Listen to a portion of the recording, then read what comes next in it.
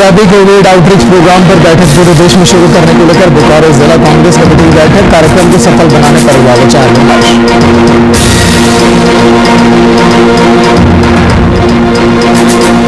राज्य में पत्रकारों को नहीं मिला फ्रंटलाइन वर्कर्स का दर्जा, केंद्र सरकार से गाइडलाइंस तैयार करने की मांग। कोरोना काल में पत्रकारों ने जान जोखिम में डालकर किया काम। कोरोना ने नई लोगों का हाल किया बेहाल, कई लोगों के लिए वरदान, कई क्षेत्रों में स्किल डेवलपमेंट पर फोकस। रांची के 7 साल के विराट ने 75 तक का टेबल किया याद। शून्य से 5 साल के बच्चों को बुलाए 2 दिन की जिंदगी। पाकुड़ में 3 दिवसीय प्लस पोलियो अभियान की उपायुक्त कुलदीप चौधरी ने की शुरुआत। का पोलियो खुराक से कोई भी बच्चा छूटे ना।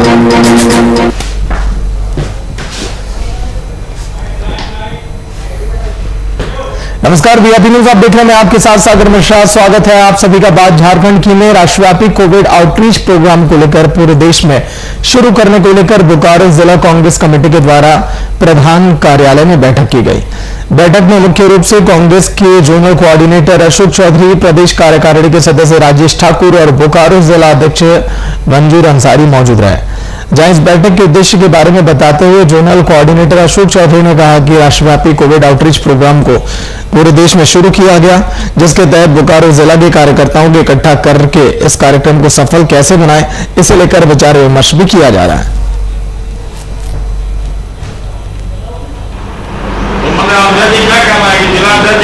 आउटरीच प्रोग्राम के माध्यम से हम सब खंड अध्यक्षों के माध्यम से और कोरोना योद्धा के माध्यम से गांव में वैसे लोगों के बीच जाएंगे जो कोरोना से किसी न किसी रूप में प्रभावित हुए हैं, चाहे वो आर्थिक रूप से प्रभावित हुए हो या उनका स्वास्थ्य में उनको परेशानी हुई हो, बीमार हुआ हो, किसी के घर में मौत हो गई हो, वैसे लोगों को क्या सुविधा मिली, क्या मिलनी चाहिए, मौत हो गई हो है तो क्या वो घर के एकमात्र कर्ता थे, इन सब जानकारियों को इकट्ठा करके हम लोग इस अभियान के दरमियान एक फॉर्म बनाकर पूरा रिपोर्ट प्रदेश कांग्रेस को और फिर अखिल भारतीय कांग्रेस कमेटी को देंगे।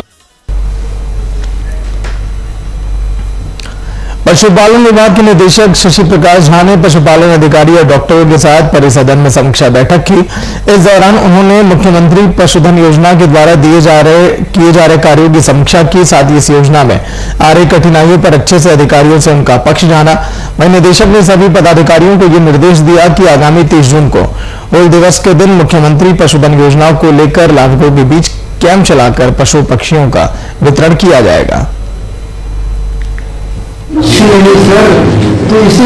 इसमें प्रमंडल के सभी जिला पशुपालन पदाधिकारी उपस्थित हैं और बैठक का 2 मुख्य उद्देश्य था कि एक तो पहला कोरोना के बाद जो पशुपालन में जो काल में गति लानी है, जिससे कि किसानों की या जो पशुपालक हैं उनके आमदनी को बढ़ाया जा सके, उसके लिए क्या क्या प्रस्ताव होना चाहिए उसके बारे में जानना था।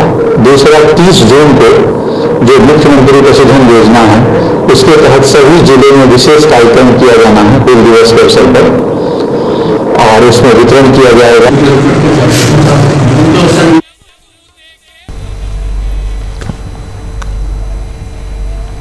कांग्रेस के प्रदेश प्रवक्ता आलोक दुबे ने रामगढ़ में प्रेस कॉन्फ्रेंस आयोजित करके बीजेपी पर जमकर हमला बोला। इस दौरान उन्होंने महंगाई और रोजगार जैसे कई मुद्दों को लेकर सरकार पर अपनी भड़ास निकाली। साथ ही गाजीपुर बॉर्डर पर किसानों को एक बार फिर से आंदोलन में उतरता देख कृषि कानून को सरकार से वापस लेने की मांग की। साथ ही उन्होंने महागठबंधन के शासनकाल में झारखंड को तरक्की की ओर अग्रसर भी बताया। और उस समय पेट्रोल की कीमत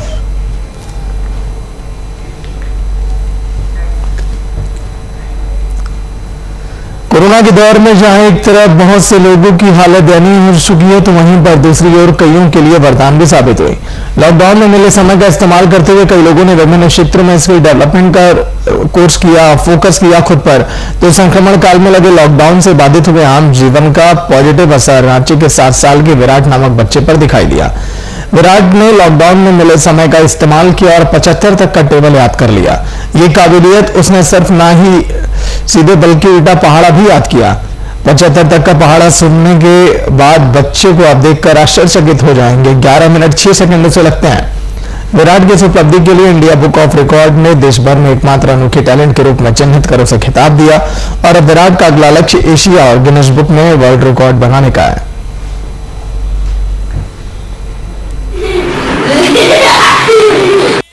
नहीं, ना कोई टारगेट था, ना कोई ऐसा मंशा था कि भाई मैं कुछ ऐसा बच्चे को तैयार करना है। एक्चुअली टाइम नहीं मिलता था। मैं तो कोचिंग चलाता हूँ, मैं खुद टीचर हूँ, मैं एक्सिस बैंक में मैनेजर था, 7 साल पहले जॉब छोड़ा। तो टीचिंग मेरा पैशन रहा, मैं मैथ्स का टीचर हूँ, maths is a passion for me. तो बड़े बच्चों को पढ़ाता हूँ, 6, 7, 8, 9, 10, 11, 12 ग्रेजुएशन वाले बच्चों को। तो चूँकि जब घर में फंस गया कुछ नहीं करने को, कितना लूडो खेले, कितना पकवान बनाया और कितना व्हाट्सएप से हम लोग थोड़ा दूर रहते हैं सोशल मीडिया वगैरह से, तो क्या करते क्या नहीं करते। तो फिर सोचा कि धर्मपत्नी ने बोला कि आप सबको इतना दे देते हैं, जो बच्चे हैं पढ़ने वाले इतना अच्छा ज्ञान दे देते हैं मैथ्स का, थोड़ा बच्चों को लेके बैठी। तो छोटे बच्चे थे, उन्होंने नहीं सोचा था कि इस तरह से रेसिप्रोकेट करेंगे। रेसिप्रोकेट करते चले गए, मैं भी थोड़ा आगे बढ़ते चला गया। तो ये अनसिकता है ये बच्चे इतना अच्छा कर रहे हैं। पाकुड़ जिले में 3 दिवसीय पल्स पोलियो अभियान की शुरुआत की गई। जिले के उपायुक्त ने सदर अस्पताल परिसर में जिले के सिविल सर्जन और अन्य पदाधिकारियों के साथ बैठक की और उनकी मौजूदगी में बच्चों को पोलियो की खुराक पिलाकर अभियान की शुरुआत की। 3 दिवसीय इस अभियान में जिले के 1,88,000 से अधिक बच्चों को पोलियो की दवा पिलाने का लक्ष्य रखा गया। इस दौरान उपायुक्त ने स्वास्थ्य कर्मियों को बच्चों को खुराक पिलाने में किसी भी प्रकार की लापरवाही नहीं बरतने का आदेश भी दिया है। साथ ही उन्होंने जिलेवासियों से अधिक बच्चों को इस अभियान से जोड़ने की अपील की। के आलोक में है, जिसके अंदर 1,115 बूथ पर करीब 2,203 वैक्सीनेटर्स और 268 सुपरवाइजर्स हैं, जिन्हें 1,88,309 बच्चों को वैक्सीनेट करने का टारगेट दिया गया है। पिछले अभियान में हम लोग का 85% कवरेज बूथ स्तरीय एक्टिविटी में हुआ था। कोविड के दिशा निर्देशों का और बदली हुई परिस्थितियों में हम लोग प्रयास कर रहे हैं कि अधिक से अधिक बच्चों को आज बूथ लेवल कवरेज में जोड़ सकें और इसके बाद भी जो बच्चे छूट जाएंगे उन्हें डोर टू डोर जाकर घर घर नेक्स्ट 2 डेज में कवर किया जाए। शमशेर अहमद फोन लाइन पर पूरी जानकारी के साथ। शमशेर, पोलियो अभियान बेहद जरूरी है क्योंकि पोलियो मुक्त भारत होना चाहिए और उस पर अब जोर अब दिया जा रहा है। पूरी जानकारी, प्लानिंग और रणनीतियों को लेकर पोलियो की खुराक के लिए। शमशेर जी, पाकुड़ में पोलियो का अभियान का शुरुआत किया गया, जिसको लेकर उपायुक्त Kuldeep Chaudhary, civil surgeon doctor Ramdev Paswan, ITI निदेशक मोहम्मद शाहिद अख्तर, जिला जनसंपर्क चंदन कुमार, अंचलाधिकारी वरुण केसरी पुराने सदर अस्पताल परिसर में बच्चों को पोलियो खुराक पिलाकर इस अभियान की शुरुआत की। 1,88,309 बच्चों को पोलियो रोधी खुराक पिलाने का लक्ष्य है।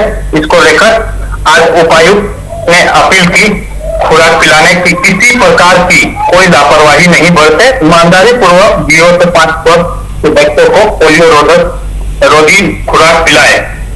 और पोलियो अभियान को सफल बनाने के लिए 1115 बूथ बनाए गए हैं, 2203 वैक्सीनेटर, 268 सुपरवाइजर को लगाया गया है। अभियान के प्रथम दिन बूथों पर 0 से लेकर 5 वर्ष के बच्चों को खुराक पिलाई गई है। दूसरे और तीसरे दिन घर घर जाकर खुराक पिलाना है। उपायुक्त ने कहा हर हाल में लक्ष्य को प्राप्ति करें। ये 3 दिवस तक चलेगा। जी, लेकिन फिलहाल अभी तक हर साल जब इसकी शुरुआत की जाती थी तब कितने लोगों तक पोलियो की खुराक पहुंची और क्या कहीं लापरवाहियां भी देखी गई अभी तक? जी, लगातार जिस तरह पोलियो की अभियान जिले में चलाया जा रहा है, ऐसा कुछ अभी तक सामने ऐसी लापरवाही नहीं आई है। फिलहाल ये कोरोना संक्रमण का जो कोविड-19 जो चल रहा है, इसको लेकर इस वर्ष बहुत ही सावधानी बरतने की जरूरत होगी। जी, चलिए, शुक्रिया शमशेर पूरी जानकारी के लिए।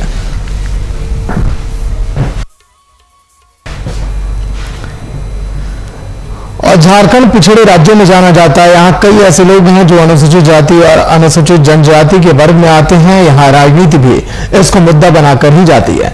बावजूद इसके बिहार से अलग होने के बाद झारखंड में कई ऐसे क्षेत्र हैं जो मूलभूत सुविधाओं से दूर हैं। इनमें से एक है चतरा का एक टोला, जहाँ लोग आज भी विकास की राह देख रहे हैं। देखिए हमारी रिपोर्ट में।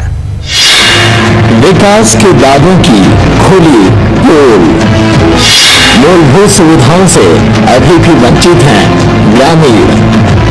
हाथों में चप्पल लेकर चलने को मजबूर ग्रामीण। पाँव में छाले और विकास के दावे। हर तरफ कचरों का अंबार है, सोती हुई सरकार है। झारखंड बनने के 21 साल के बाद भी गांव में विकास की किरण अब तक नहीं पहुंच पाई। सरकारी दावों के विपरीत अनुसूचित जाति बाहुल्य तीतरकांड में अभी तक मूलभूत सुविधाओं का अभाव है। हद तो ये है कि गांव के लोग खराब सड़कों के कारण हाथों में चप्पल लेकर गांव से बाहर निकलते हैं। दरअसल गांव से बाहर निकलने वाली कच्ची सड़क पूरी तरह से कीचड़ में तब्दील है। तस्वीर चतरा जिला की जांगी पंचायत के तीतरकांड टोला की है। इस टोला में ना तो बिजली है, ना ही स्वास्थ्य सुविधाएं, ना तो स्कूल, ना ही सड़क, ना ही पेयजल की व्यवस्था। ऐसे में ग्रामीण कई सुविधाओं से दूर हैं और इस अभाव में अपना जीवन काटने को मजबूर हैं। यहाँ पे बिजली, स्वास्थ्य, रोड, आंगनबाड़ी, स्कूल, यहाँ मूल रूप से कोई सरकार का सुविधा नहीं है सर। यहाँ पे अगर जाना भी पढ़ने पड़ता तो 1.5-2 किलोमीटर यहाँ से कुछ दूरी जाना पड़ता है पढ़ने के लिए। अगर किसी तरह कोई अगर यहाँ तबीयत खराब हो जाए तो वहाँ मतलब यहाँ से 1.5-2 किलोमीटर जाने में, कार निकालने, एम्बुलेंस निकालने में बहुत सी प्रॉब्लम होती है सर। जल पीने का भी व्यवस्था नहीं है, 1-2 गो मिला हुआ है सो वो पीने लायक नहीं है, पूरा नदी से वो पानी भर जाता है। और आने जाने की रोड तो एकदम बिल्कुल ही खराब है, मतलब गाड़ी यहाँ से आ जाना बिल्कुल ही मतलब ना के बराबर है। दिक्कत ये है सर कि मेरा गांव में कोई साधन नहीं है, मेरा गांव में स्कूल भी नहीं है, मेरा गांव में लड़का बच्चा पढ़ने जाता है तो कादे माटी में जाता है, 1.5 किलोमीटर जाते हैं यहाँ से। यहाँ पर कोई साधन नहीं है। अगर चापाकल मिला है, वो चापाकल से गंदा पानी है, वही से हम लोग गुजर कर रहे हैं, पानी पूरा पी रहे हैं और हम लोग के यहाँ कोई व्यवस्था नहीं है। विकास का दावा करने वाली सरकार की जमीनी हकीकत की ये तस्वीरें साफ बयां कर रही हैं, जहां महिलाएं हाथों में चप्पल लिए घरों से निकल रही हैं क्योंकि सड़कों पर कीचड़ भरा है। जहां बिजली विभाग के द्वारा मीटर और बिजली का बोर्ड तो लगा दिया गया पर बिजली के तार का कोई अता पता नहीं है। पूरे क्षेत्र में बस मात्र एक चापाकल है जिससे पानी तक साफ नहीं आता। मजबूरन लोग तकरीबन 2 किलोमीटर दूर जाकर पानी लाते हैं। उधर पंचायत के मुखिया के माने तो मुखिया के फंड से जो काम किया जा सकता था वो किया जा रहा है, पर गांव में विकास के लिए अन्य जनप्रतिनिधियों को भी सामने आना पड़ेगा और मदद के लिए हाथ बढ़ाना पड़ेगा। चापाकल आए हैं तो वहाँ करवाए, हम नहीं आएगा तो कहाँ से कुछ करवाएंगे। मेरा फलवान दे रहेगा स्वयं करवाएंगे। सड़क पे तो देख रहे हैं कि स्थिति बहुत गंभीर है, बहुत जाने आने में बहुत जनता को दिक्कत होता है। हम भी जाते हैं तो मेरा भी दिक्कत होता है कि हम बनाने लायक नहीं है तो उतना कहाँ से बना सकते हैं। पूरा लंबे चौड़े है तो टोला बाय टोला होता है तो स्कूल गाँव बार गाँव में होता है, एक गाँव में एक स्कूल होता है तो स्कूल भी है, आंगनबाड़ी भी है। इसमें टोला में जैसे कि आंगनबाड़ी भी होना चाहिए, स्कूल भी होना चाहिए, दूसर की लाइन का भी व्यवस्था होना चाहिए, सड़क भी होना चाहिए, स्वास्थ्य भी, ये सब की व्यवस्था होना चाहिए। काफी में है, दिक्कत में है तो कैसे ठीक होगा? अब जहाँ तक मुखिया के अंदर का चीज है वहां तक तो जैसे करेगा। अभी तो जैसे हल्का हल्का फंड रोड जैसे कि देता है फेबर ब्लॉक रोड, तो अपना फेबर रोड जैसे कि लायक ये नहीं, 2-3 किलोमीटर लंबी रोड है तो मुखिया के फंड से तो हो नहीं पाएगा। यदि डीसी चाहेंगे तो इसका जैसे कि टेंडर करके कोई दूसरा विभाग से जैसे कि बनवा सकते हैं। पंचायत की हालत दिन प्रतिदिन बद से बदतर होती चली जा रही है, पर इस तरफ किसी का ध्यान नहीं है। विकास के दावे करने वाली सरकार को जरूरत है विकास के दावे को धरातल पर उतारने की, जिससे लोगों तक सुविधाएं पहुंच सके और इस गांव के साथ पूरे राज्य का विकास मुकम्मल हो। वीआईपी न्यूज के लिए चतरा से संवाददाता विकास कुमार के साथ खुशबू राय की रिपोर्ट। और कोरोना काल की इन विकट परिस्थितियों में अपनी जान को जोखिम में डालकर जिन पत्रकारों ने मेहनत की, ग्राउंड पर रिपोर्टिंग की, उन पत्रकारों की अब कई मांगे हैं, लेकिन राज्य में पत्रकारों को अभी तक फ्रंटलाइन वर्कर्स का दर्जा नहीं दिया गया। इस सवाल पर कांग्रेस का कहना है कि यह सिर्फ एक राज्य के पत्रकारों का नहीं बल्कि पूरे देश के पत्रकारों की मांग है। इस पर केंद्र की सरकार निर्णय लेकर गाइडलाइंस तैयार करे और राज्य सरकार उसका अनुपालन करेगी। इस पे है कि हम लोग भी चाहते हैं कि जो पत्रकार कोरोना वॉरियर हैं उनको वो सुविधाएं उनको मिले, लेकिन ये पूरे देश का डिमांड है। ये सिर्फ किसी एक राज्य के पत्रकारों का यह मांग नहीं है, यह मांग पूरे राष्ट्रीय स्तर पर पत्रकारों ने किया है। तो हमें लगता है कि अगर केंद्र सरकार इस पर कोई निर्णय ले या इस पर कोई गाइडलाइन तैयार करती है तो हम अक्षरशः तैयार हैं उस गाइडलाइन को फॉलो करने के लिए। तो क्योंकि यह पूरे देश की बात है, और जब देश की बात है तो हमारा देश तो संघीय ढांचा प्रणाली है इस देश में। केंद्र सरकार का निर्णय कभी कभी तो केंद्र सरकार कोई अच्छा निर्णय ले, इस पे है कि हम लोग भी चाहते हैं कि जो झारखंड की सरकार के द्वारा कोविड-19 महामारी से बचाव को लेकर तीसरे वीकेंड में संपूर्ण लॉकडाउन का सख्ती से पालन करवाया जा रहा है। पाकुड़ के कई प्रखंडों में तैनात पदाधिकारी लगातार बाजार स्थलों का मुआयना करके लॉकडाउन के पालन को सुनिश्चित करने में जुटे हैं। जिले के हिरणपुर प्रखंड में निरीक्षण के दौरान सीएनओ लॉकडाउन का पालन नहीं कर रहे तो दुकानों के खिलाफ कार्रवाई की। उन्होंने दुकानों को बंद कराते हुए दुकानदारों को थाने में बुलाकर बॉन्ड भी लिखवाया।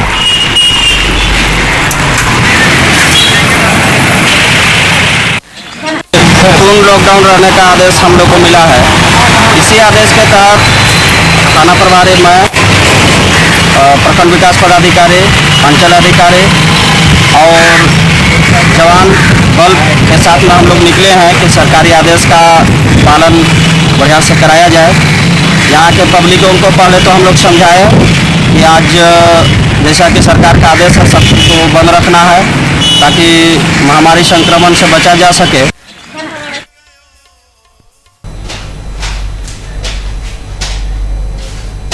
और झारखंड में युवक की जीने का जज्बा पड़ा कोरोना संक्रमण पर भारी। आपको बता दें कि युवक नवादा जिले का रहने वाला है जो 27 अप्रैल को संक्रमित पाए जाने पर राजधानी के सदर अस्पताल में भर्ती कराया गया था। अस्पताल में युवक की हालत इतनी बिगड़ गई कि उसे वेंटिलेटर पर शिफ्ट करना पड़ा। युवक का ऑक्सीजन रेट 60 के आसपास पहुंच चुका था। अपने जज्बे के दम पर युवक ने वेंटिलेटर पर रहकर 57 दिनों तक कोरोना से जंग लड़ी और अंत दिन कोरोना को मात देने में सफल रहा।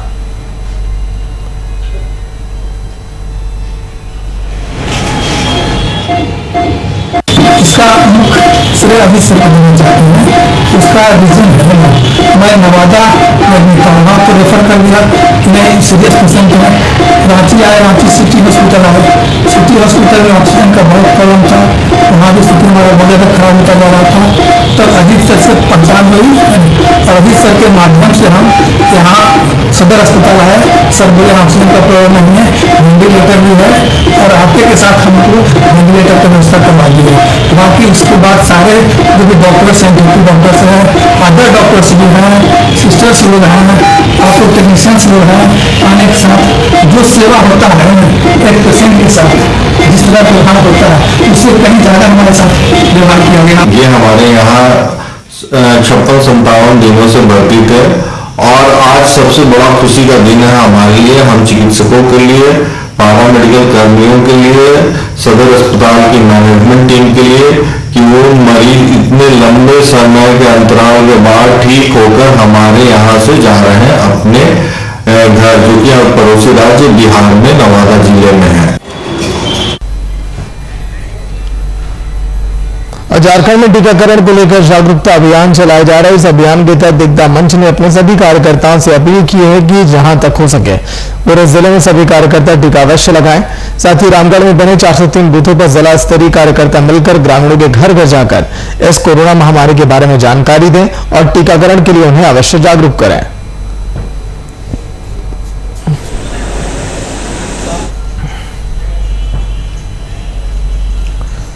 कोविड-19 की वैक्सीन के प्रति लोगों के मन में बैठी बातें अब धीरे धीरे खत्म होती चली जा रही है। इसका अंदाजा बीते दिन सरायहाट में आयोजित वैक्सीनेशन शिविर में के मेले से लगाया जा सकता है, जहां पर एक दिन में 1813 लोगों ने वैक्सीन ली। वहीं 18 प्लस में 1199 और 45 प्लस में 614 लोगों ने वैक्सीन ली। यह नहीं, पूरे जिले में अब तक जहां जहां शिविर का आयोजन किया गया उनमें से सरायहाट शिविर ने एक दिन में सबसे ज्यादा वैक्सीनेशन का रिकॉर्ड भी बनाया है।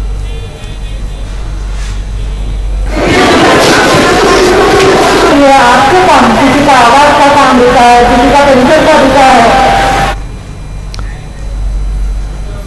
देश में पेट्रोल डीजल के बढ़ते दामों ने लोगों की कमर तोड़कर रख दी। इन बढ़ी कीमतों का असर राजधानी रांची में भी दिखाई दे रहा है। जहां एक तरफ अंतर्राष्ट्रीय बाजार में कच्चे तेल के दाम घट रहे हैं, तो वहीं दूसरी ओर देश में तेल की कीमतों में बेतहाशा वृद्धि भी दिखाई दे रही है। बड़े तेल के दामों का नतीजा ये है कि लोगों को अन्य सुविधाओं के बजट को काटकर पेट्रोल लोग भरवाने के लिए मजबूर हैं।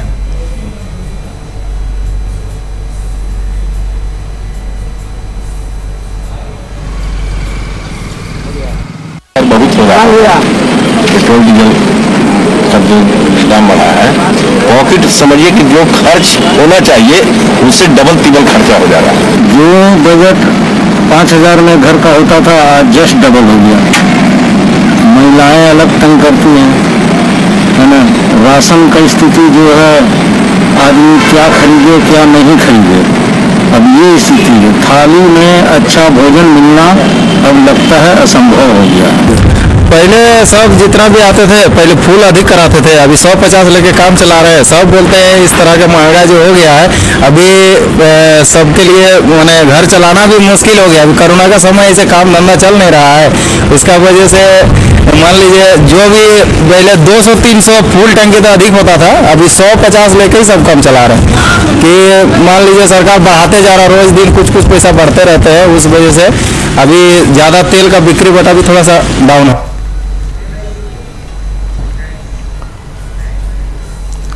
कोरोना की दूसरी लहर के मद्देनजर लगभग 2.5 महीने से बसों का परिचालन बंद है। ऐसी स्थिति में उनके सामने रोड टैक्स जमा करने का संकट अब उत्पन्न हो गया। हर 3 महीने में बसों की रोड टैक्स भरना उन्हें पड़ता है और यदि टैक्स नहीं दिया गया तो उन पर भारी जुर्माना भी लगाया जाता है।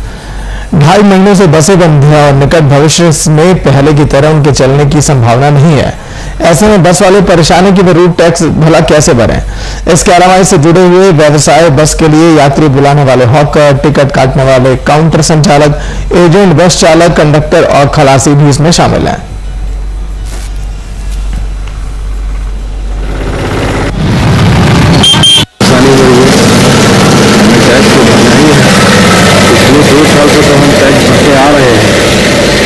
टैक्स ही भर रहे हैं, सरकार हमारा हमसे टैक्स लेती है, लेकिन हमारी बस नहीं चलने देती।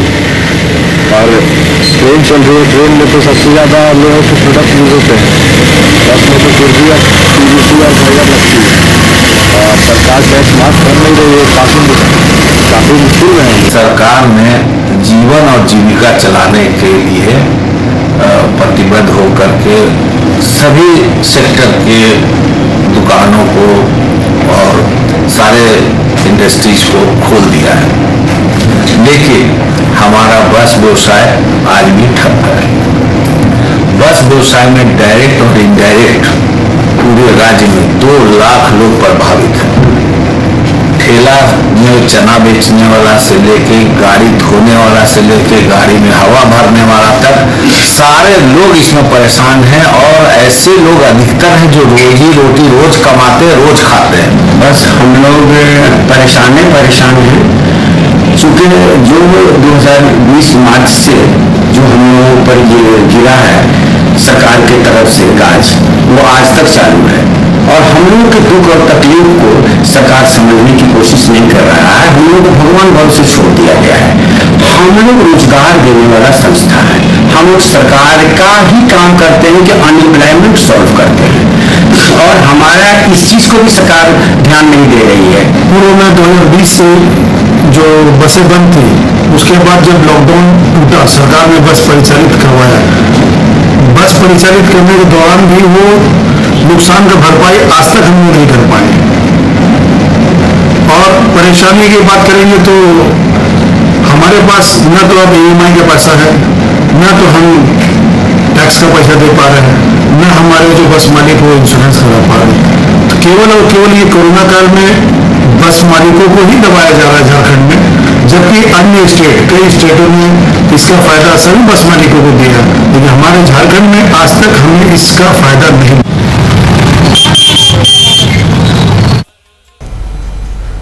सरायकेला में तेज रफ्तार का कहर दिखाई दिया, जहां नंदी क्षेत्र के चांडिल स्टेशन के पास टेम्पो और ट्रेलर में जोरदार भिड़ंत हो गई, जिससे दुर्घटना स्थल पर ही 2 लोगों की मौत हो गई।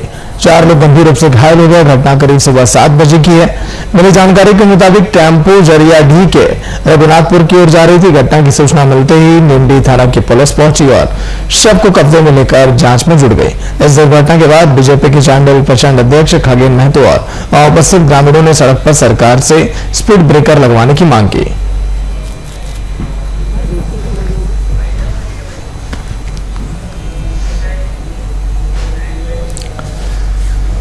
तो चलिए बात झारखंड की नेताएं देखते रहिए वीआईपी न्यूज। नमस्कार।